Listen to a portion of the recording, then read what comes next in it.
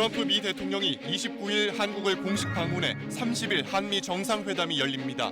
트럼프 대통령의 비무장지대 방문도 검토되고 있는데 남북미 정상회담 계획은 없다고 청와대가 밝혔습니다. 여야 3당의 국회 정상화 합의가 2시간 만에 무산됐습니다. 자유한국당 의원총회에서 합의안 추인이 거부됐는데 국회 파행이 계속될 것으로 보입니다. 최근 9명의 집회원이 잇따라 숨진 가운데 전국 무정노조의 총파업 찬반 투표가 종료됐습니다. 가결 시 60년 만에 처음으로 파업에 돌입하게 되는데 결과는 오늘 밤 늦게 나올 것으로 보입니다. 경찰이 YG의 전 총괄 프로듀서 양현석 씨의 성접대 의혹과 관련해 가수 싸이 씨를 참고인 조사한 것으로 확인됐습니다. 경찰은 아직 정식 수사는 아니라면서도 양현석 씨에 대한 조사는 불가피하다고 밝혔습니다. 삼성 바이오로직스의 회계 부정을 수사 중인 검찰이 이재용 부회장에게 배임 혐의 적용을 검토 중인 것으로 확인됐습니다. 검찰은 다음 달 중순 이후 이 부회장을 소환 조사한다는 방침입니다.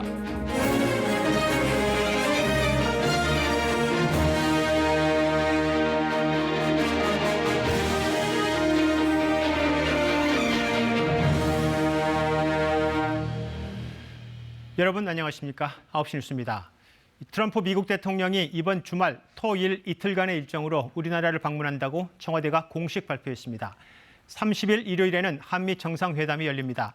교착 국면인 비핵화 협상 방향에 대해서 한미 두 정상이 심도 깊은 논의를 할 것으로 보입니다. 특히 트럼프 대통령은 비무장지대 DMZ 방문을 검토 중이라고 정부가 공식 확인했습니다. 첫 소식은 김지선 기자의 보도입니다. 문 대통령과 트럼프 대통령이 이번 주말 마주 앉습니다. 청와대는 트럼프 대통령이 이번 주말인 29일 우리나라를 방문해 30일 문 대통령과 정상회담을 한다고 공식 발표했습니다. 4월 워싱턴 한미 정상회담 뒤 약 80일 만이고 문 대통령 취임 이후 8번째 한미 정상회담입니다. 한반도의 완전한 비핵화를 통한 항구적 평화 구축을 위한 양국 간의 긴밀한 공조 방안에 관해 심도 있는 논의를 갖게 될 것입니다. 특히 이번 회담은 개최 시기에 관심이 쏠립니다. 28일부터 29일 일본 오사카 G20 정상회의에서 미중, 한중 정상회담 등 주요국 정상회담이 잇따라 열리는데 그 직후 한미 정상이 만나기 때문입니다. 최근 북한을 방문한 시진핑 중국 국가주석을 통해 북한의 의중을 정확히 파악한 뒤 한미 정상이 머리를 맞대고 비핵화 협상 재개 방안을 마련하는 모양새가 될 것으로 보입니다. 트럼프 대통령이 비무장지대 방문을 검토하고 있는 것도 관심입니다. 정부 관계자는 트럼프 대통령의 DMZ 방문 가능성에 대해 현재 검토 중이라고 공식 확인했습니다. 트럼프 대통령은 2017년 11월 첫 방한 때도 DMZ를 방문하려다 기상 문제로 취소했습니다. DMZ 방문이 성사되면 현 정부 들어 미국 대통령으로선 처음으로 남북 접경지를 방문하게 됩니다. KBS 뉴스 김지선입니다. 네, 북미 두 정상 간의 친서 외교와 또 트럼프 대통령의 이번 주말 한국 방문으로 비핵화 협상이 다시 궤도에 오를 가능성이 커졌습니다. 청와대, 워싱턴 동시에 연결해서 좀 더 짚어보겠습니다. 청와대 김지선 기자, 워싱턴 서지영 특파원 나와 있습니다. 네, 먼저 청와대 김지선 기자, 앞서 리포트에서 이 정부 관계자의 말을 인용해서 이 트럼프 대통령의 DMZ 방문을 검토한다고 했습니다.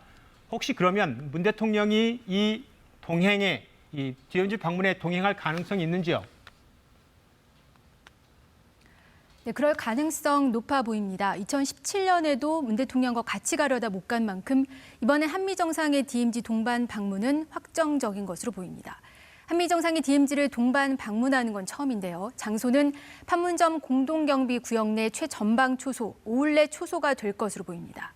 한미 정상이 남북 분단을 상징하는 DMZ를 방문한다면 그 자체로 북한에 주는 메시지가 적지 않을 것으로 예상됩니다. 네, 문 대통령이 DMZ를 함께 방문하게 되면 혹시 판문점에서 이 남북미 세 정상이 깜짝 회동할 가능성은 없습니까? 네, 청와대가 이 부분에 대해선 확인을 했습니다. 청와대 핵심 관계자는 트럼프 대통령의 방한 기간 동안 남북미 정상회담 계획은 없다고 명확히 선을 그었습니다. 그러나 북미 회담에 대해선 따로 언급하지 않았는데요. 청와대는 실제 판문점에서 북미 정상회담이 열릴 가능성은 낮게 보고 있지만 만일에 대비해 필요한 실무 준비는 하고 있는 것으로 알려졌습니다. 네, 그렇군요. 이 남북미 세 정상이 판문점에서 깜짝 만남은 없지만 이 북미 두 정상이 판문점에서 깜짝 회동할 가능성이 아예 없지는 않다는 건데, 그럼 워싱턴 서정특파원, 혹시 김정은 위원장이 이 흥미로운 내용이 있다고 했지 않습니까? 트럼프 대통령 친서에. 혹시 그게 이 북미 두 정상의 깜짝 만남은 아닌가, 이런 추론은 가능합니까? 네, 지난주 비건 대북정책 특별대표의 발언 중에 유연한 접근이라는 말이 있었는데요.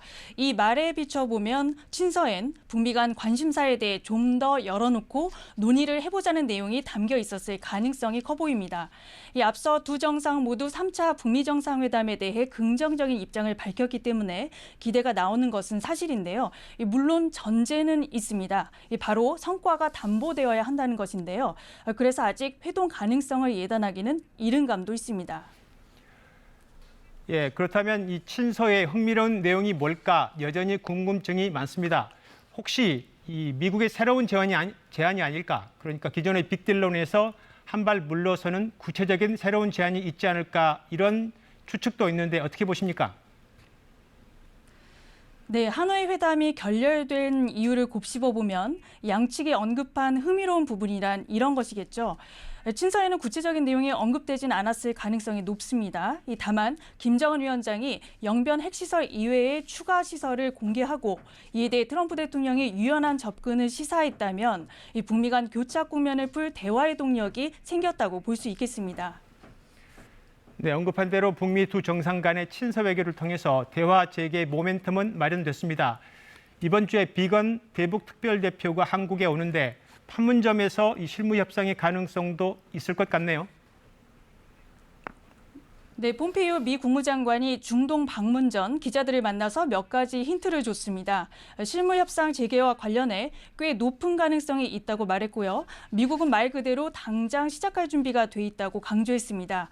비건 대표의 방안을 계기로 북미가 서로 만나서 비핵화 로드맵을 어떻게 짤 건지 구체적으로 실무 협상을 해보자는 취지로 들립니다. 예, 워싱턴 상황을 봤는데 이 북미 간 협상에서 어느 시점보다 지금이 우리 정부의 조율이나 촉진자 역할이 중요해졌습니다. 청와대 질문드리죠. 그 한미 정상 만남 전에 남북 정상이 만날 가능성은 혹시 있습니까? 물리적으로 어려워진 것 아니냐, 이런 관측이 우세한데 청와대는 단 한 번도 공식적으로 사실상 무산됐다 이렇게 밝히지 않고 있습니다. 청와대는 오늘도 남북 정상회담 가능성은 늘 열려 있다. 다만 그 시기는 상황에 따라 계속 변하는 것이라고 설명했습니다. 네, 시간이 굉장히 촉박해 보입니다. 이번 주말에 한미 정상 만남이니까요. 그런데도 청와대가 남북 정상회담 사전 가능성을 닫지 않고 있습니다. 그 이유가 뭔가요? 실제로 북한이 결심만 하면 원포인트 회담이 가능하다 이렇게 판단하고 북한에 일관된 메시지를 보내고 있는 것으로 보입니다. 문 대통령은 27일에 G20 정상회의 참석하기 위해 일본 오사카로 출국을 하기 때문에 이틀 남았습니다. 오늘 문정인 대통령 통일 외교안보 특보를 잠깐 만날 기회가 있었습니다. 그래서 한미 정상회담 전에 남북 정상회담이 가능하다고 보는지 물어봤습니다. 문 특보는 지난해 5.16 정상회담도 북측에서 20시간 전에 알려줬다. 이번에도 20시간만 있으면 남북 정상이 만날 수 있다는 점을 강조했습니다. 네, 마지막으로 워싱턴에 질문을 하나 드리죠. 이 김정은 위원장이 비핵화 협상의 시한을 올해 말까지 이렇게 언급한 적이 있고, 또 트럼프 대통령의 재선 도전이 내년입니다. 이 3차 북미 정상회담 올해 하반기 열릴 가능성은 그쪽에서는 어떻게 보고 있습니까? 네, 미국 대선에서 아직 대외 문제가 큰 변수는 아닙니다만 트럼프 대통령은 북한 문제를 대외 분야의 치적으로 꼽고 있습니다. 그래서 대선이 다가올수록 북핵을 놓고도 명확한 성과가 필요하고 또 대선 일정을 고려하면 올해 안에는 일단 북미 협상을 궤도에 올리는 것이 필요해 보입니다. 내년 2월 아이오와주 경선으로 유세가 본격화되기 때문인데요. 이런 대선 일정을 봐도 미국은 조만간 실무 협상을 거쳐 하반기엔 북미 정상회담을 추진할 가능성이 커 보입니다. 네, 알겠습니다. 청와대 워싱턴 연결해서 비핵화 상황 알아봤습니다. 이번엔 국회 정상화 소식입니다. 오늘 오후 원내 교섭단체 3당 원내대표가 만나서 국회 정상화에 합의했습니다. 국회 파행 80일 만이었습니다. 그런데 합의한 지 2시간 만에 무효됐습니다. 자유한국당 의원총회에서 원내대표 합의안에 대해서 의원들이 반대했습니다. 먼저 박혜진 기자가 취재했습니다. 총리의 추경안 시정연설을 앞두고 3당 교섭단체 원내대표가 의장 주재로談판에 나섰습니다. 이때가 오후 3시, 딱 30분 만에 합의 타결 소식이 나왔습니다. 국회 파행 80일 만에 전격 합의였습니다. 아주 오랜 시간 국회가 파행 사태를 반복한 거에 대해서 아주 깊은 유감을 표명합니다. 저희는 이제 국회로 돌아가서 정말 처음부터 합의 정신에 따라 처리하도록 노력하겠습니다. 합의문에는 그동안 줄다리기를 해온 여야의 입장이 담겼습니다. 추경안은 6월 국회에서 처리하되 재추경을 우선한다. 패스트트랙 법안은 합의 정신에 따라 처리한다. 한국당이 주장해온 경제청문회는 의장 중재안으로 접점을 찾았습니다. 이어 열린 각 당 의원총회. 그런데 한국당 의원총회가 길어졌습니다.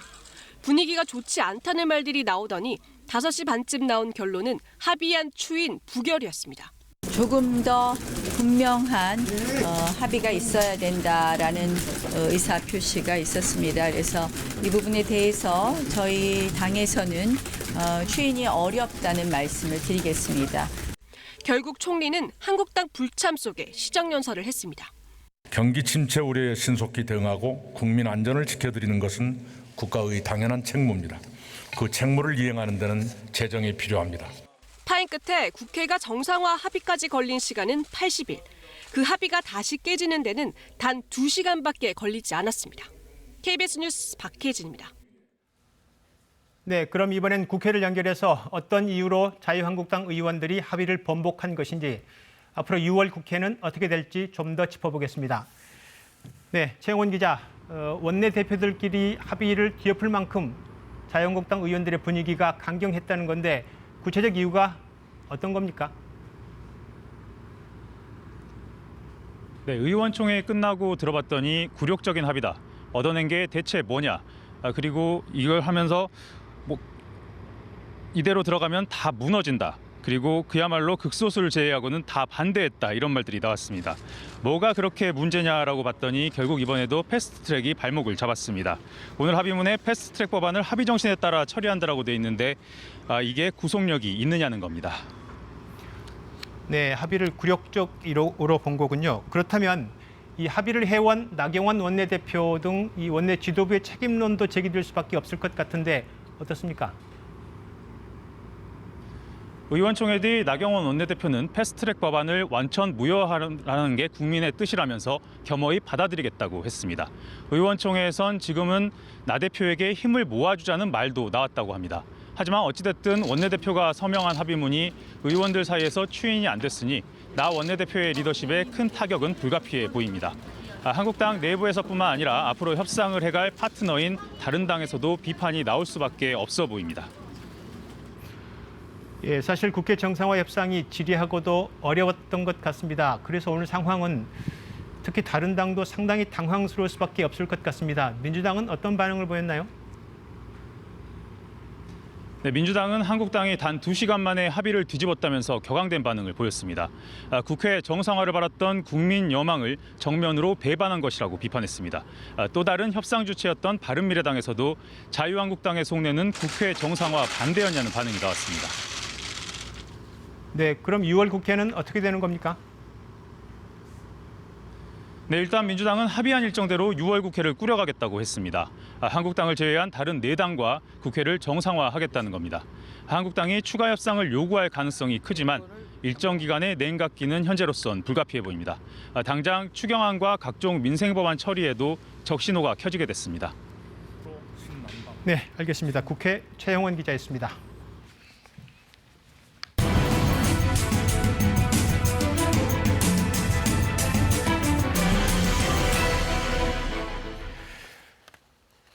네, 집배원들이 소속된 전국 우정노조가 총파업 찬반 투표를 진행했습니다. 3만여 명이 참여한 것으로 보입니다.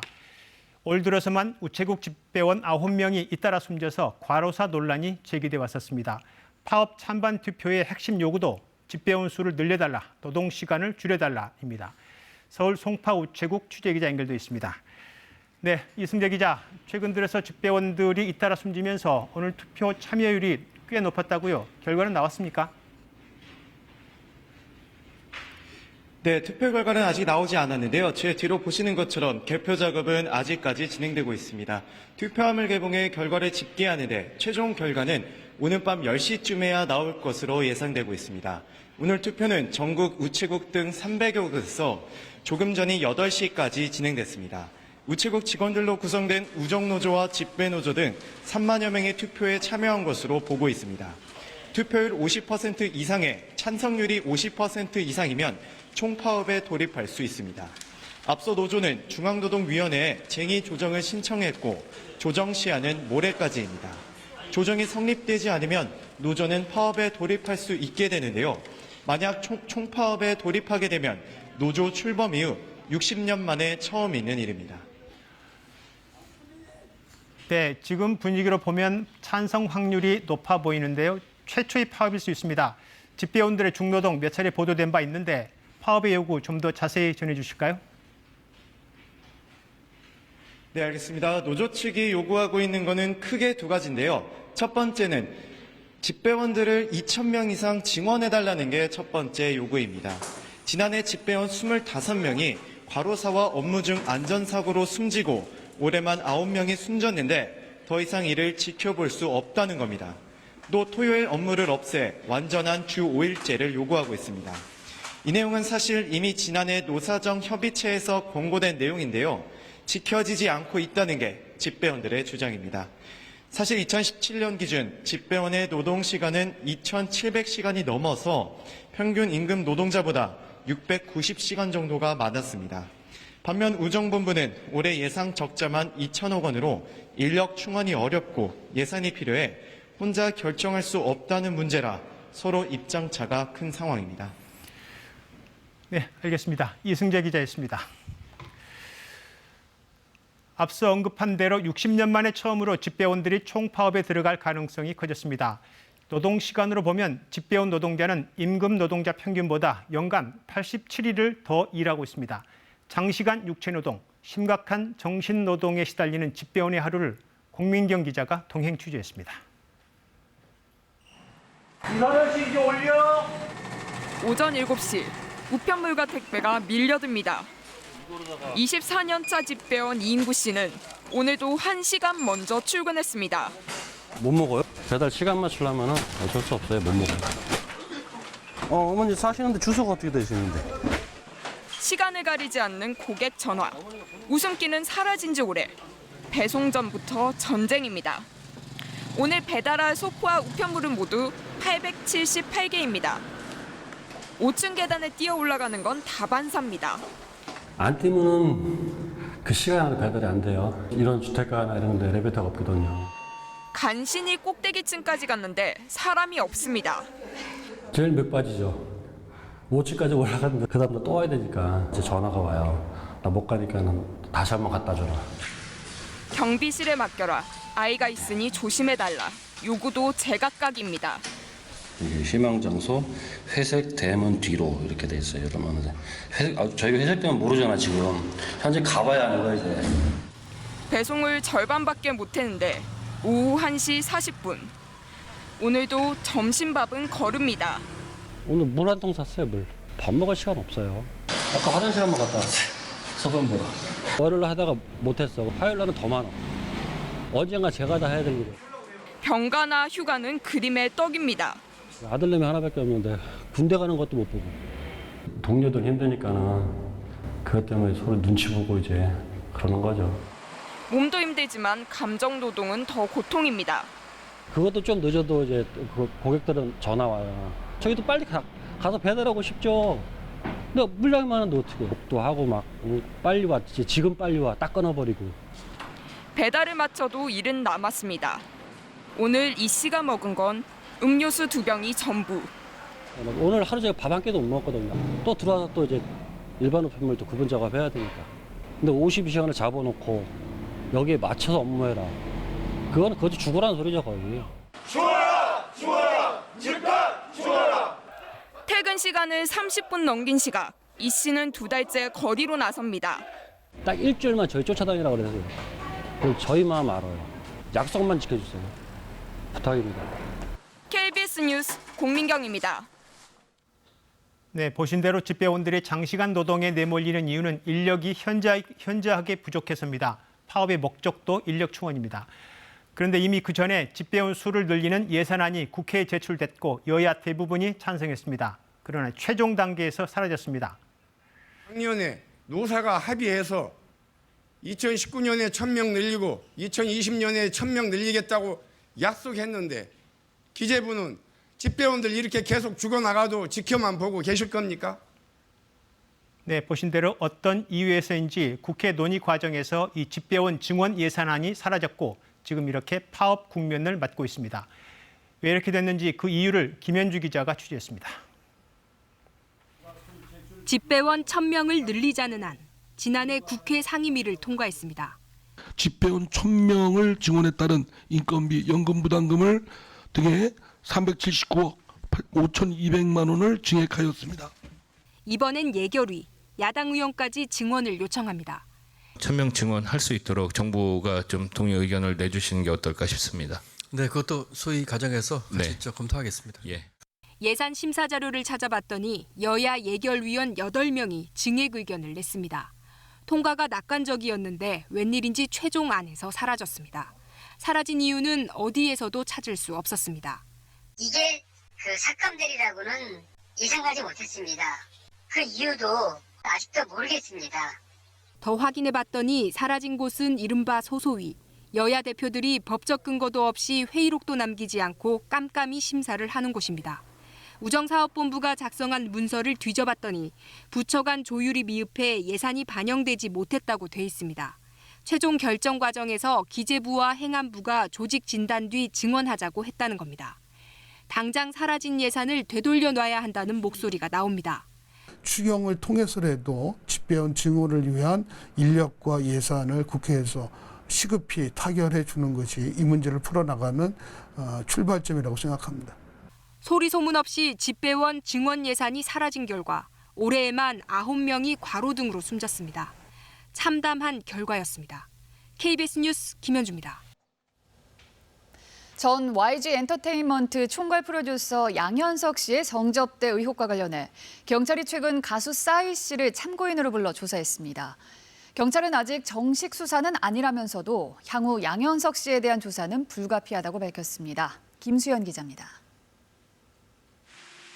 강남스타일의 가수 싸이 씨가 최근 경찰 조사를 받은 것으로 알려졌습니다. 서울지방경찰청 광역수사대는 지난 16일 오후 가수 싸이 씨를 참고인 신분으로 불러 이튿날 새벽까지 9시간 넘게 조사했다고 밝혔습니다. YG 전 총괄 프로듀서 양현석 씨가 지난 2014년 서울을 찾은 말레이시아 출신 자산가 조 로우 등에게 이른바 성접대를 했다는 의혹과 관련해서입니다. 지난달 27일 이런 의혹이 제기되자 싸이 씨는 SNS에 입장을 올려 자신이 조 로우라는 자산가를 양 씨에게 소개해줬다며 당시 자신과 양 씨는 식사와 술을 함께하고 먼저 일어났다고 설명했습니다. 경찰은 싸이 씨에게 당시 어떻게 유흥업소 여성들이 동석했는지, 식사 이후 성매매가 있었는지 등을 캐물은 것으로 전해졌습니다. 경찰은 이와 함께 당시 동석한 것으로 알려진 이른바 정마담 등 강남 유흥업소 관계자 10여 명도 불러 조사했습니다. 하지만 싸이 씨는 물론 정마담도 성매매 의혹을 부인한 것으로 알려졌습니다. 경찰은 이번 사건의 핵심 인물인 양 씨에 대해서도 곧 참고인 신분으로 소환해 조사하겠다고 밝혔습니다. 경찰은 다만 성매매 등 불법 행위를 뒷받침할 단서를 아직 확보하지 못했다며 정식 수사로 전환하고 양 씨를 형사 입건할지에 대해선 선을 그었습니다. KBS 뉴스 김수연입니다. 같은 층에 사는 여성의 집에 침입해 성폭행을 시도하고 이 여성을 17시간이나 감금한 20대 남성이 경찰에 붙잡혔습니다. 이 남성은 마약 검사에서 필로폰 양성 반응까지 나왔습니다. 민정희 기자입니다. 서울 강남의 한 다가구 주택 건물입니다. 지난 20일 오후 이곳에 살던 23살 남성 A씨가 같은 층에 혼자 살던 이웃 여성의 현관문을 두드렸습니다. 키우던 애완견이 그쪽으로 넘어간 것 같다며 문을 열어달라고 했습니다.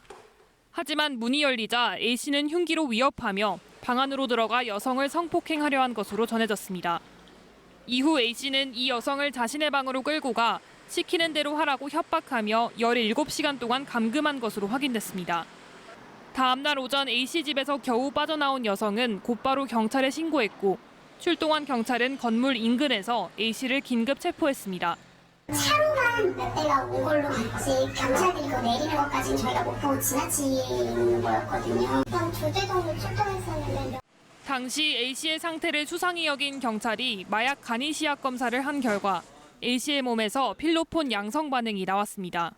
경찰은 A씨를 성폭행 미수와 감금 협박 등의 혐의로 구속하고 약취 유인 혐의를 추가로 적용하는 방안도 검토하고 있다고 밝혔습니다. KBS 뉴스 민정입니다. 아파트 외벽에서 도색 작업을 하던 인부가 추락해 숨지는 사고가 잇따르고 있습니다. 모두 안전장비 없이 무리하게 작업을 강행하다 일어난 사고였는데요. 안전규정을 제대로 지키지 않아도 책임자에 대한 처벌은 솜방망이 수준에 불과합니다. 정재훈 기자입니다. 아파트 외벽에 도색 작업을 하는 노동자들이 위태롭게 매달려 있습니다. 자칫 사고라도 나면 치명적인 피해가 생기기 일쑤입니다. 며칠 전 세종시의 한 아파트에서 외벽 도색 작업을 하던 53살 조모 씨가 37m 높이에서 떨어져 숨졌습니다. 고추밭에서 고추를 하다가 아파트 세차하다가 무슨 잼을 치라나 이런 하루를 쳐다보고 있었대요. 2인 1조 작업 규정은 지켰지만 밧줄을 고정하는 볼트를 연결하지 않았습니다. 사고 당시 조 씨는 구명줄 없이 아파트 도색 작업을 하던 중 본줄이 고정대에서 풀리는 바람에 변을 당했습니다. 지난 3월 대전의 한 아파트에서도 56살 성모 씨가 외벽 도장 공사를 하다 21m 높이에서 추락해 숨졌습니다. 하강하던 작업대가 갑자기 로프에서 이탈한 겁니다. 통상 아파트 도색 작업은 공사 금액이 작고 업체가 영세하다 보니 원청이나 하청업체 모두 안전관리에 소홀한 실정입니다. 기본적으로 달비계를 안전하게 설치하는 것이 중요하고 더불어서 마지막 재해를 예방할 수 있는 최후 수단은 구명줄을 설치하는 것이 가장. 원청업체나 하청업체의 관리감독 부실 책임이 드러나더라도 대부분 벌금형에 그치고 있기 때문에 후진국형 안전사고가 계속되고 있습니다. KBS 뉴스 정재훈입니다. 네, 예전 9시 뉴스에서도 보도한 바 있었죠. 간호사들의 괴롭힘 악습, 이른바 태움 악습이 병원에 만연해 있다는 사실이 정부의 근로감독에서도 확인됐습니다. 일을 잘 못하는 신입 간호사들을 하얗게 죄로 만들 정도로 괴롭힌다는 이 태움 악습은 과중한 업무에서 시작됐다는 점도 지적됐습니다. 공짜 노동이 다반사였습니다. 박대기 기자가 취재했습니다. 지난해 입사 5개월 만에 스스로 목숨을 끊은 박선옥 간호사. 하루 서너 시간밖에 못 자고 매번 끼니를 거른다. 업무 설명은 못 들어봤다. 스트레스로 정신을 못 차리겠다는 메모와 문자를 남겼습니다. 동기 아이들 얘기를 들어보면 죽지 못해 다녀요라고 말하는 아이들이 굉장히 많더라고요. 거의 대다수가 다들 우는 모습이 아직도 잊혀지지가 않아요. 이렇게 알려진 간호사들의 이른바 태움 의혹. 정부 조사에서도 종합병원 4곳의 태움 사례 10여 건이 확인됐습니다. 일을 갓 시작한 수습 간호사가 업무를 제대로 못한다며 꼬집히고 등을 맞았습니다.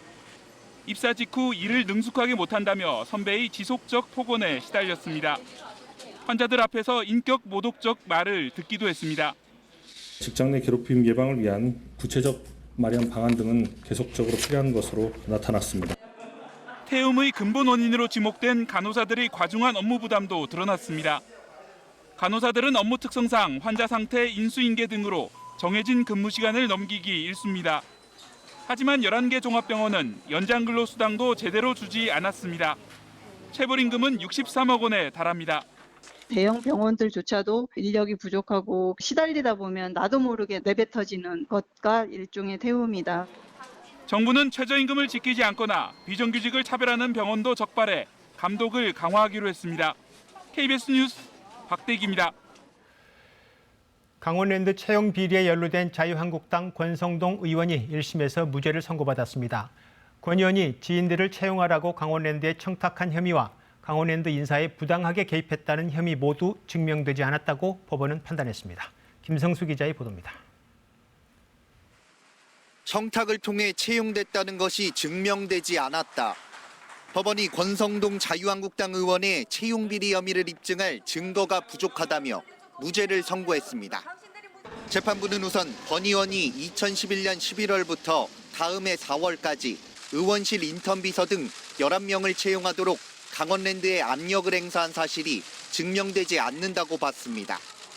권 의원의 부당한 청탁이 있었다는 최응집 전 강원랜드 사장의 진술을 믿기 어렵다는 겁니다. 최 전 사장이 청탁 대상자의 합격 여부를 직접 확인하지도 권 의원에게 합격 여부를 전달하지도 않은 점, 또 당시 강원랜드 인사팀장 등이 채용 과정에서 재량권을 갖고 수백 건의 채용 비리에 적극 개입한 점 등을 보면 인사 업무를 방해했다는 권 의원의 혐의를 인정하기 어렵다고 판단했습니다. 감사원 감사를 신경 써주는 대가로 비서관 김모 씨를 강원랜드에 취업시켰다는 제3자 뇌물 혐의, 고교 동창을 강원랜드 사회이사로 지명하도록 산업통상자원부에 압력을 가해 직권을 남용했다는 혐의 역시 죄로 볼 수 없다고 봤습니다. 다시는 정치검찰에 의한 정치적 반대자에 대한 탄압 행위는 일어나서는 안 된다고 생각합니다. 권 의원의 채용비리 혐의를 무죄로 판단한 이번 법원 판결은 김성태 자유한국당 의원이 연루된 KT 채용비리 수사에도 영향을 끼칠 것으로 보입니다. KBS 뉴스 김성수입니다. 삼성 바이오로직스의 회계 부정을 수사하고 있는 검찰이 삼성 이재용 부회장을 소환 조사하기로 사실상 방침을 정한 것으로 확인됐습니다. 이 부회장에게는 배임 혐의가 적용될 것으로 보입니다. 소환 시점은 다음 달 중순 이후가 될 것으로 알려졌습니다. 최은진 기자의 보도입니다. 검찰은 삼성 바이오로직스 회계 부정이 2015년 제일모직과 삼성물산 합병에 결정적인 영향을 미쳤다고 보고 있습니다. 제일모직의 가치가 바이오로직스의 회계 부정으로 지나치게 부풀려졌고, 이 때문에 합병 비율이 물산 측에 현저히 불리한 1대 0.35로 결정됐다는 겁니다. 삼성물산의 손해를 바탕으로 한 합병으로 제일모직의 최대 주주인 이재용 삼성전자 부회장은 그룹 경영권을 안정적으로 획득했습니다. 검찰은 물산의 주식을 가진 삼성 계열사 경영진들이 물산의 불리한 합병을 찬성한 것이 배임 행위라고 보고 있습니다. 검찰은 이 경영진들이 미래전략실로부터 합병 찬성과 관련한 지시를 받은 정황을 포착한 것으로 전해졌습니다. 결국 이 부회장이 미래전략실을 통해 합병에 찬성하도록 개입했다면 배임의 공범이 될 수 있다는 겁니다. 또 검찰은 이 부회장이 합병 계약 체결 직후인 2015년 7월 직접 국민연금 측을 만난 사실을 주목하고 있습니다. 당시 국민연금 측은 합병 비율을 조정해달라고 요청했지만 이 부회장은 무조건 합병을 성사해야 한다는 입장을 굽히지 않았습니다. 이는 이 부회장이 합병의 책임자임을 드러낸 결정적 증거라는 것이 검찰의 판단입니다. 검찰은 늦어도 다음 달 중순 이후 이 같은 배임 혐의를 적용해 이 부회장을 소환 조사한다는 방침입니다. KBS 뉴스 최은진입니다. 내일 새벽 0시부터 음주운전 단속 기준이 강화된 이른바 제2의 윤창호법이 시행됩니다. 앞으로는 술 한 잔만 마셔도 음주운전으로 처벌받을 수 있습니다. 음주운전 단속 현장으로 가봅니다. 김지숙 기자, 지금 나가 있는 곳은 어디입니까? 네, 저는 서울의 상습 음주단속 적발 지역인 합정역 근처에 나와 있습니다. 잠시 뒤 자정부터 시행될 도로교통법 개정안, 이른바 제2윤창호법 시행을 앞두고 경찰들이 단속을 준비하고 있는데요. 강화된 법을 구체적으로 살펴보면 우선 면허가 정지되는 혈중 알코올 농도 기준은 기존 0.05%에서 0.03% 이상으로 바뀝니다. 면허 취소 기준도 0.1%에서 0.08% 이상으로 강화됩니다. 보통 소주 한 잔을 마시고 1시간 정도 지나면 혈중 알코올 농도가 0.03% 정도 되니까 말 그대로 딱 한 잔만 마셔도 단속에 걸릴 수 있게 되는 겁니다. 네, 음주운전 처벌 기준은 내일부터 강화되지만 집중 단속은 오늘부터 시작되죠. 네, 오늘 밤을 시작으로 경찰은 2달 동안 특별 단속을 벌이게 됩니다. 밤 10시부터 새벽 4시까지 유흥가를 중심으로 수시 단속을 벌이는데요. 주말에도 단속을 할 방침입니다. 강화된 음주운전 단속 제2윤창호법 시행을 앞두고 시민들은 어떻게 생각하는지 들어봤습니다. 법이 아무리 강력하다고 하더라도 그걸 인지하고 있는 국민들이 이게 얼마나 나에게 정말 꼭 지켜야 되는지를 인지하는 게 중요하다고 생각해서 처벌이 강화돼서 음주운전을 줄일 수 있는 계기가 된다면 그걸로 그 법안이 만들어지는 것 자체가 큰 의미가 있을 거라고 생각합니다. 내일부터 또 하나 주의하셔야 될 게 바로 숙취 운전입니다. 자고 일어났으니 괜찮겠지 하면서 운전대를 잡았다가는 강화된 기준에 따라서는 면허 정지까지 당할 수 있으니까요. 과음한 다음 날엔 운전을 삼가는 게 좋겠습니다. 네, 지금까지 단속 현장에서 김지숙 기자였습니다.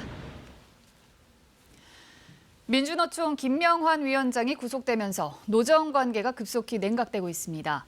민주노총은 위원장 구속이 선전포고나 다름없다며 총파업 등 대정부 투쟁을 예고했습니다. 노동 현안이 산적한 상황에서 우려도 커지고 있습니다. 최강호 기자입니다. 노동 존중이라는 글자가 찢겨나가자 노동 탄압이란 글자가 등장합니다. 김명환 위원장의 구속에 반발해 긴급히 열린 민주노총의 기자회견. 노정 관계는 파탄났다고 선언했습니다. 박근혜가 잡아가둔 한상균 전 민주노총 위원장을 두고 눈에 밟힌다고 했던 문재인 대통령은 끝내 김명환 위원장 동지를 잡아가뒀습니다. 좌회전 깜빡이를 넣고 우회전하던 노무현 정부를 재현하는 것 같다는 등 날선 발언들도 쏟아졌습니다.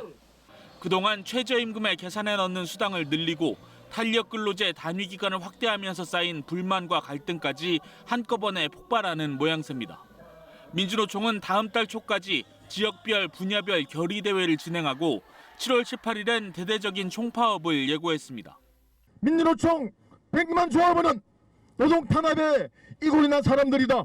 탄압이 거세질수록 저항은 확산되며 노정 관계를 전면 재검토하겠다는 입장이라 당장 산적한 노동 현안도 문제입니다. 민주노총은 53개 정부위원회에 참가 중인데 다음 달까지 결론 내야 할 최저임금 논의부터 진통이 예상됩니다. 대화파인 김 위원장의 구속으로 강경론은 더 힘을 얻을 가능성이 커졌습니다. 문재인 정부 하반기에 노동정책을 시행할 의제들은 산적해 있는데 향후 2년 동안 노정관계가 원만하기보다는 우여곡절을 겪을 노정 양측 모두가 상황을 반전시킬 마땅한 카드가 없다는 점도 우려스러운 대목입니다.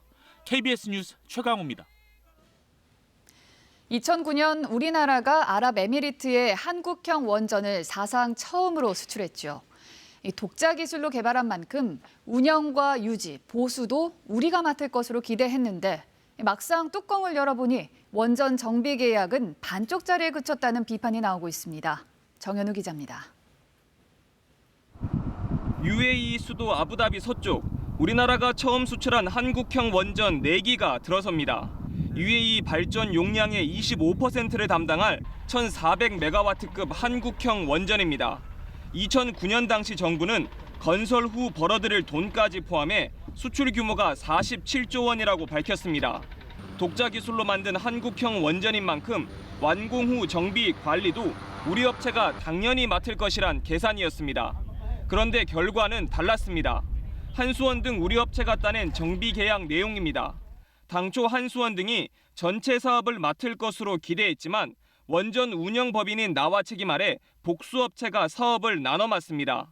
계약 기간은 연장이 가능하지만 5년, 당초 예상인 10년에서 15년간의 장기 정비 계약에 크게 못 미칩니다. 또 수주 금액도 2, 3조 원까지 기대했지만 대폭 줄어들 거란 예상입니다. 특히 UAE 측이 우리나라 외에 미국 등에까지 정비를 나눠 맡기는 쪼개기 계약을 맺을 것으로 보여 한국형 원전의 핵심 기술이 유출될 우려까지 나옵니다. UAE에서 그 원전 정비를 다른 나라한테 주려고 그러면은 당연히 우리나라가 지은 그 APR 1400에 대한 설계 기술을 좀 줘야 될 거거든요. 정비를 하기 위해서 기술 노출의 가능성이 높아졌다. 정부와 한수원은 2017년 협상 중단까지 갔던 사업을 결국 따낸 것이라며 기술 유출 우려도 없다고 반박했습니다. KBS 뉴스 정현우입니다. 지난달 시험 가동 중에 한빛 원전 1호기에 열출력 급증 사고가 발생했는데요. 정부의 특별조사 결과 무자격자의 원자로 운전 등 규정 위반 사실이 드러났습니다. 14년 만에 시험 방법을 바꿨는데 정작 담당자는 이 시험이 처음인 사람이었습니다. 정아연 기자입니다. 시험 가동 중에 열출력이 제한치를 넘어 급증한 한빛 원전 1호기. 왜 이런 일이 벌어졌을까? 사건 전날 제어봉 제어 시험이 실패하자 한수원은 방법을 바꿉니다. 14년 만에 처음 시도된 방법. 제어봉 일부가 제 위치에 올라오지 않자 급격히 뽑아올리면서 열출력이 1분 만에 제한치 5%를 넘어 18%까지 치솟았습니다. 문제는 계산 오류. 인출 계산을 한 원자로 차장은 이 시험 방법이 처음이었습니다. 계산 때 봐야 하는 설계 문서도 엉뚱한 걸 인용했습니다. 특히 원안위 조사 결과 한수원의 해명도 틀린 것으로 확인됐습니다. 무면허자인 정비원의 제어봉 조작. 한수원은 감독 면허자의 지시가 있어서 위법이 아니라고 했지만 지시나 감독조차 없었던 것으로 드러났습니다. 또 원자로 열출력이 5%를 넘으면 즉시 원자로 가동을 중지해야 하는데 12시간 가까이 멈추지 않았습니다. 한수원은 자체 계산한 열출력 값이 제한치인 5%를 안 넘었다고 주장했지만 원안위 조사 결과 이 수치 역시 5%를 초과했습니다. 원안위는 총체적 인재로 판단했습니다. 공정이 많이 지연돼 있다라고 하는 부분에 대해서 좀 압박을 느꼈고 제어봉 위치 편차를 해소하려고 노력했던 것 같기도 합니다. 제어봉 구동 설비 결함, 측정 방법 오류 원인 등은 아직 밝혀내지 못했습니다. 원전 운영이 굉장히 부실하다는 것을 입증하고 있고 감독을 해야 되는 기관인 원자력안전위원회가 자기 일을 제대로 하고 있지 못하다. 영광 지역 주민과 시민단체 등은 원전 안전 우려를 불식시킬 대책이 부족하다며 시위를 벌이기도 했습니다. KBS 뉴스 정아연입니다. 뉴스 주민 시간입니다. 정윤섭 기자 나와 있습니다. 네, 정 기자, 오늘 소식은요? 네, 자유한국당 황교안 대표 오늘 인천에서 주민 간담회를 가졌습니다. 예. 근데 이 행사가 끝난 뒤에 좀 색다른 장면이 연출이 돼서 동영상을 좀 준비를 해봤는데요. 일단 보겠습니다.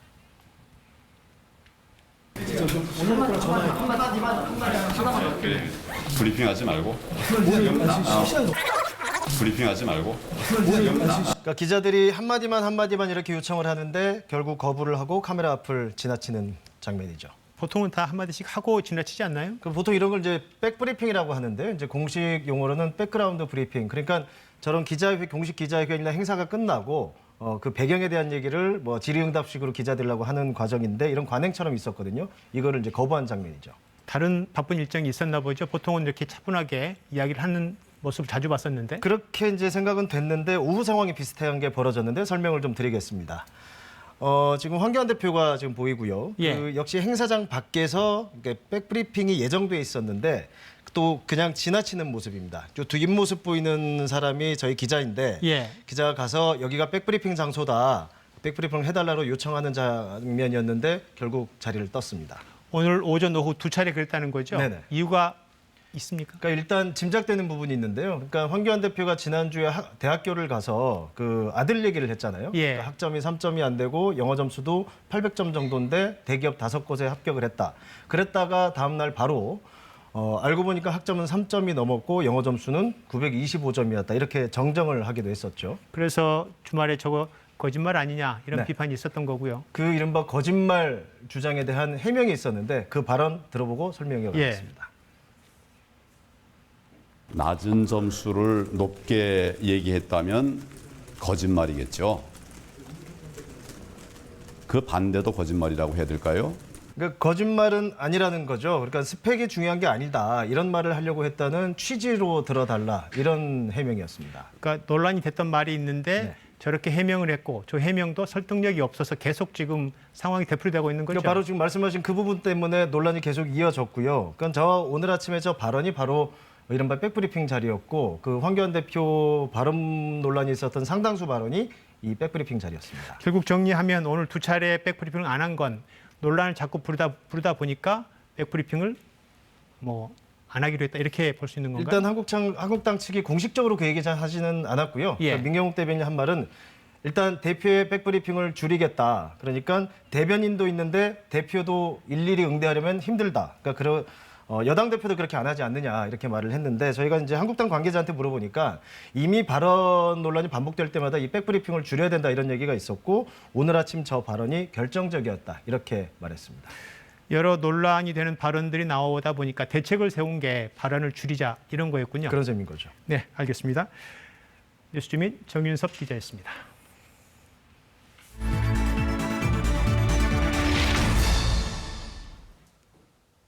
한반도 평화와 남북 교류를 위해 인도네시아에서 열리고 있는 아시아 피스컵 국제 배구 대회에서 남북 경기가 성사됐습니다. 승패를 떠나 남과 북이 스포츠를 통해 함께 어울리는 교류의 장이었습니다. 자카르타에서 최영윤 기자입니다. 남과 북의 선수들이 마주선 배구 코트. 공격과 수비를 번갈아가며 대등한 경기를 펼쳤습니다. 이렇게 서로 대등한 경기를 한다는 거 좋네요. 저는 굉장히 보기가 좋습니다. 한치도 물러서지 않는 선의의 경쟁은 마지막 5세트까지 이어졌습니다. 경기 내내 관중석에서는 열띤 응원전이 펼쳐졌습니다. 남북 화합의 상징인 한반도기도 관중석 곳곳에서 펄럭였습니다. 승부는 3대2 북측의 역전승으로 마무리됐습니다. 하지만 남북 선수들에게 승패는 중요치 않았습니다. 악수를 하고 어깨를 두드리며 서로 아낌없이 격려했습니다. 앞으로도 이런 경기가 자주 있으면 항상 참석하면 저희도 열심히 하고 이런 경기가 자주 있었으면 좋겠습니다. 같이 서로 배우고 얘기도 나누면서 오늘 경기가 다 편안히 경기가 잘 됐습니다. 가장 많은 점수를 내며 북측의 승리를 이끈 전경호 선수. 훈련 중 허리를 다쳐 남측 한의사에게 치료를 받기도 했습니다. 허리는 괜찮으세요? 네. 아까 많이 아파하셨는데. 예, 이렇습니다.